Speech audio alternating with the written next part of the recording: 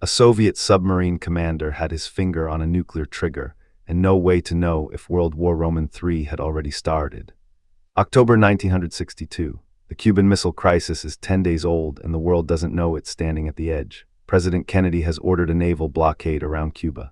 American destroyers are dropping depth charges on Soviet submarines. But here's what the Americans don't know, and this is crucial. There's a Soviet submarine out there carrying something no one's ever used in combat before, a nuclear-armed torpedo. Its name was the B-59, and it was about to become the closest thing to a doomsday device we've ever accidentally pointed at ourselves.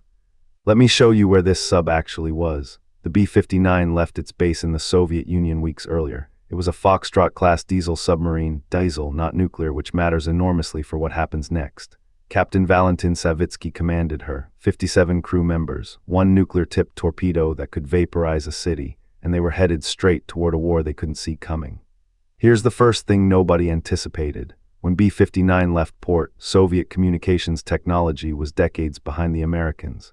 The submarine had a radio system that couldn't receive underwater. It had to surface to get messages. And once Kennedy announced the blockade, the Soviets were terrified the Americans would find this sub and destroy it before it could even report in. October 27th, this is where the timeline gets sharp. American destroyers have been hunting the B-59 for days. They drop depth charges not to sink her. They think she's just a regular sub, but to force her to surface and identify herself.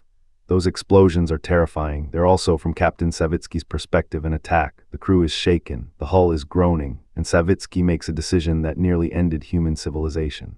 He ordered the nuclear torpedo armed, not fired, not yet, but armed and ready. Now, here's the detail everyone gets wrong. This wasn't some rogue action. Soviet protocol actually allowed submarine commanders to use nuclear weapons if they believed they were under attack and had lost contact with Moscow. Savitsky believed both things were true. But he needed authorization from his political officer, a man named Ivan Maslennikov. This telegram right here, this is the kind of document that should have been aboard. It was supposed to tell Savitsky whether war had begun. It said, if you are attacked, use your weapons. The problem, the B-59 never received it. Savitsky was flying completely blind.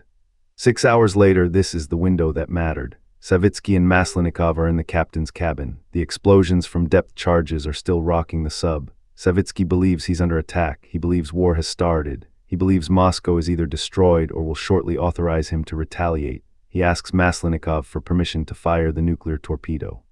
Maslennikov says no, not because he knows the truth, he doesn't, but because something in his training told him to pause. He tells Savitsky they should surface first. They should try to establish contact with Moscow. They should wait. That hesitation, that single moment of doubt, is the only thing between the world we live in and a world that doesn't exist anymore.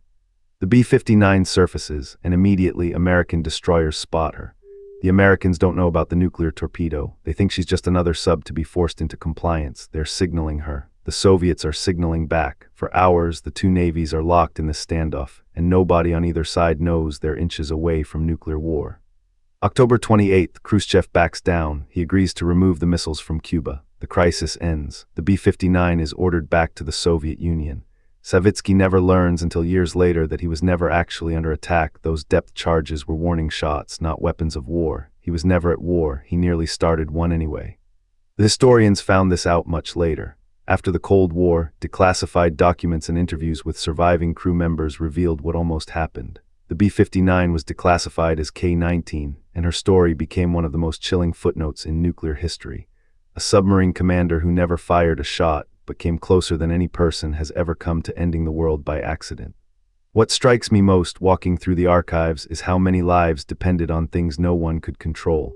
Maslennikov's hesitation, a broken radio, a misinterpreted depth charge. We think nuclear war is decided by presidents and generals in war rooms. The truth is far more fragile. It hinged on a single political officer who didn't fire.